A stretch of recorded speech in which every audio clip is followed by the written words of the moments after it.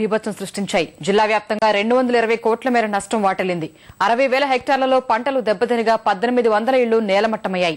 100కు పైగా చెరువులకు గండ్లు పడ్డాయి. నల్గొండ పట్టణంలోని పలు కాలనీల్లో మోకాళ్ల లోతు నీరు నిలిచింది. వాగులు ఉప్పొంగి వరద నీరు రహదారులపై ప్రవహించడంతో రవాణా పూర్తిగా స్తంభించింది.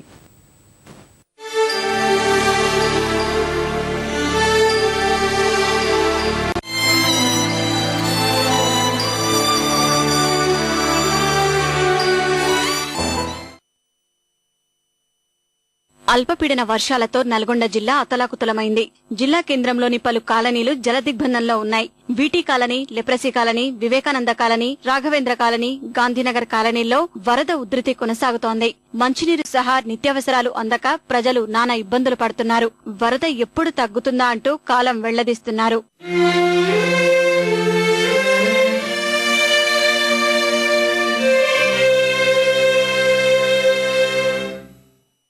ఇంత పెద్ద వరద అయినట్టు రాలేదు.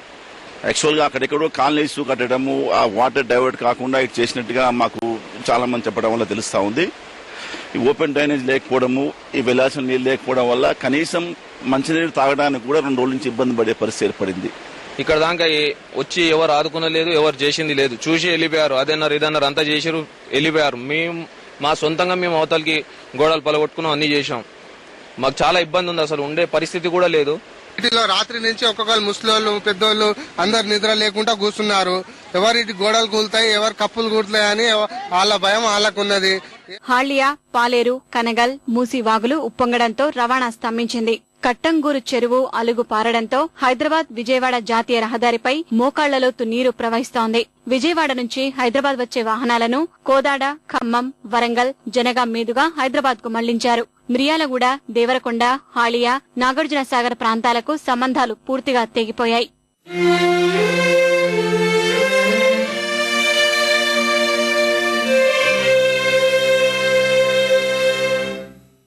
జిల్లాలోని సుమారు 650 గ్రామాల్లో వర్షాల ప్రభావం తీవ్రంగా ఉంది. సుమారు 100 చెరువులు, కుంటలకు గండ్లు పడ్డాయి. రాత్రిపూట కురిసిన వర్షాలకు పాగనల్ వల్లభరామయ్య చెరువు, త్రిపురారం మండలం పెద్దదేవులపల్లి చెరువులకు గండ్లు పడ్డాయి. వేలాది ఎకరాల్లో పంటలు దెబ్బతిన్నాయి. కోత దశకు చేరిన పంటలు కళ్ల ముందే నీటిపాలు కావడంతో రైతులు కన్నీటి పర్యంతమయ్యారు. అయ్యింది రేపు మాపో కోసుకుందామని అనుకున్నాం. ఇక మొత్తం అంత ఆగమాగం. 2 ఎకరాల పొలంలో ఎకరం కోసినాం. ఇంకా ఎకరం పొలం కోసేది ఉండే, అది కోయలేదు. ఇంకా వారం రోజులు కోదామనుకునే మొత్తం మునిగిపోయింది. అది బొడ్లు మొత్తం పనికిరాకుండా అయిపోయింది. జిల్లా వ్యాప్తంగా సుమారు 220 కోట్ల మేర నష్టం వాటిల్లినట్లు అధికారులు అంచనా వేశారు. 60,000 హెక్టార్లలో వరి, పత్తి, మిరప, కూరగాయల పంటలు దెబ్బతిన్నాయి. 1,850 ఇళ్లు నేలమట్టమవగా 2 మృతి చెందినట్లు అధికారులు తెలిపారు. 12 పునరావాస కేంద్రాలు ఏర్పాటు చేసి సుమారు 2,000 మందిని తరలించారు. జిల్లాలో 150 బస్సు సర్వీసులను రద్దు చేశారు. నల్గొండ తిప్పర్తి రైల్వే ట్రాక్ పై నీరు చేరడంతో ఈ మార్గంలో వెళ్లే రైళ్లను కూడా రద్దు చేశారు. కుండపోత వర్షాల కారణంగా నల్గొండ జిల్లాలో రాకపోకలు పూర్తిగా స్తంభించాయి. ప్రస్తుతం జిల్లాలో తాజా పరిస్థితిని మా ప్రతినిధి స్వామి కిరణ్ ప్రత్యక్ష ప్రసారం ద్వారా అందిస్తారు.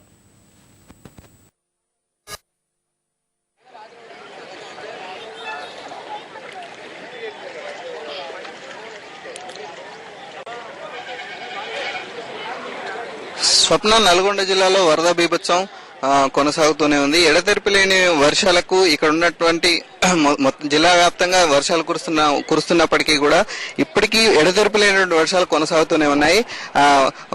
పలు చోట్ల వర్షాలు కాస్త తగ్గినా గానీ వాగులు, వంకలు ఇప్పటికీ ఉప్పొంగి ప్రవహిస్తూనే ఉన్నాయి. ఇప్పుడు మనం చూడొచ్చు, ఇప్పుడు మనం నార్కట్పల్లి అద్దంకి జాతీయ రహదారి మీద ఉన్నాము. ఇక్కడ పానగల్లు రోడ్డు మీద ఉన్నటువంటి